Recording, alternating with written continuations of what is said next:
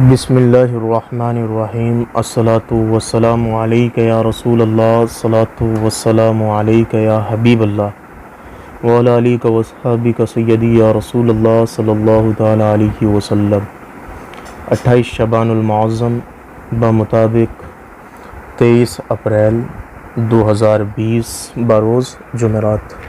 الحمدللہ فکر رضا کی جانب سے یہ ہمارا 8واں درس ہے اور ہمارے اس درس کا عنوان ہے عقائد۔ بہت سے لوگ ہوتا کیا ہے، یہ کرتے ہیں کہ جب کسی پر ظلم ہوتا ہے، کوئی کسی کو مارتا ہے تو اس طریقے سے ذہن میں خیالات تیار کرتے ہیں یا اس طریقے کے جو ہے نا جملے بولتے ہیں کہ اگر اللہ تعالیٰ برے لوگوں کو فوراً سزا دے کر بدلہ لے لیا کرے تو کم از کم لوگ مطمئن ہو جائیں کہ واقعی اللہ دیکھتا ہے۔ تو یاد رکھیے، اس جملے میں رب العزت پر یہ اعتراض ہے کہ وہ برے آدمی سے فوراً بدلہ کیوں نہیں لیتا، اور اللہ رب العزت پر اعتراض کرنا کفر ہے۔ انسان کو غصے میں یا پریشانی کے وقت زبان پر قابو رکھنے کی ضرورت ہوتی ہے کہ کہیں کوئی ایسی شکایت یا خرافات منہ سے نہ نکل جائے جس سے ایمان کے لالے پڑ جائیں۔ دنیاوی آفت و مصیبت مسلمان کے حق میں اکثر بہت بڑی نعمت ہوتی ہے، جیسا کہ منقول ہے، اللہ فرماتا ہے جب میں کسی بندے پر رحم فرمانا چاہتا ہوں تو اس کی برائی کا بدلہ دنیا ہی میں دے دیتا ہوں، کبھی بیماری سے، کبھی گھر والوں میں مصیبت ڈال کر، کبھی تنگی معاشی سے، پھر بھی اگر کچھ بچ جاتا ہے تو مرتے وقت اس پر سختی کرتا ہوں، حتیٰ کہ جب وہ مجھ سے ملاقات کرتا ہے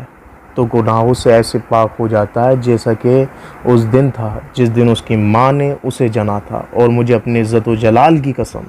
کہ میں جس بندے کو عذاب دینے کا ارادہ رکھتا ہوں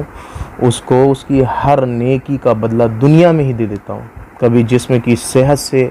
کبھی رزق کی فراروانی سے، کبھی اہل و عیال کی خوشحالی سے۔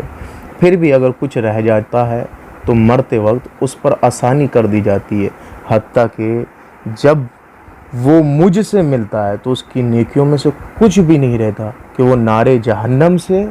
بچ سکے۔ اللہ اکبر کبیرہ۔ یاد رکھیے، گاڑیاں،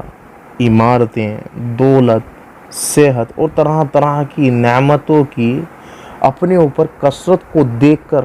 ہمیں اللہ رب العزت سے ڈرنا چاہیے، کہیں یہ دنیا میں نیکیوں کی جزا نہ ہو اور غربت، آفت، بیماریاں اور طرح طرح کی مصیبت میں اور طرح طرح کی پریشانی میں ہمیں صبر کرنا چاہیے اور دل